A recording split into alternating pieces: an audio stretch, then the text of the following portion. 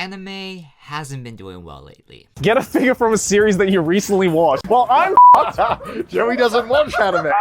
And I don't know if it's because people can actually go outside now, or maybe it's the type of animes that have come out in 2022 so far. But I've been feeling a little bit bored with the animes that I've been watching recently. And yes, I know that the final season of Attack on Titan just came out and it crashed the Crunchyroll website for like a day or two, I think. But I guess if you're not super excited about that, then there's not much left. Granted, I still do watch anime, and I thought it wouldn't be right if I didn't do a what I'm watching video for winter 2022, because there's at least a few good animes that have hooked me so far this season. So let's go through some of the animes that I've been watching this year. Also, if you haven't yet, make sure to give ya boy some support on the channel. Make sure to subscribe, like the video, do all that fun stuff, and give me a follow on my other socials as well. Super appreciate it. So I'm not gonna talk about Attack on Titan or Demon Slayer because I know everyone and their grandma are already watching it because it's just so overhyped. But once we get those out of the way,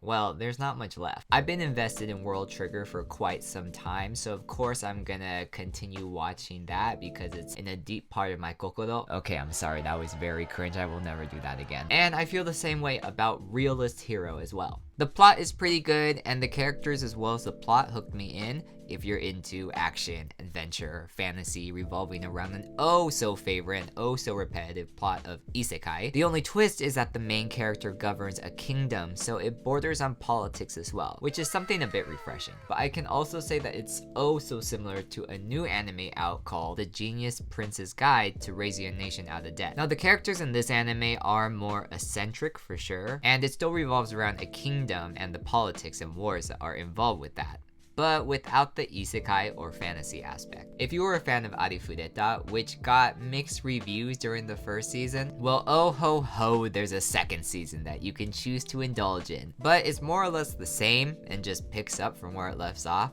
So it really depends on what you thought of the first one. I must be pretty bored because I'm even watching animes which I would refer to as throwaway animes, or animes that I would watch out of boredom instead of interest. Sakakuma no Saikyo Kenja is a great example of a throwaway anime in my eyes because it's compelling enough to stick to, but the story of reincarnation and overpowered main character in a world of magic is a bit repetitive.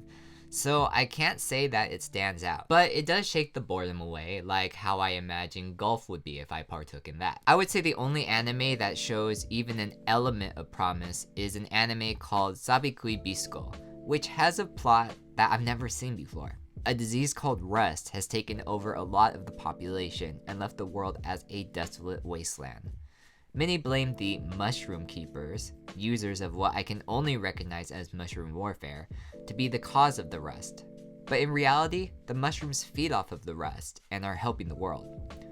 The main character, using his mushroomy powers, tries to find the magical mushroom that will cure everyone of their rust. And that's only what I've understood so far, which has kept me fascinated. Also, the battle scenes where giant mushrooms shoot from the ground and the addition of a giant-ass crab to ride on is pretty cool, isn't it?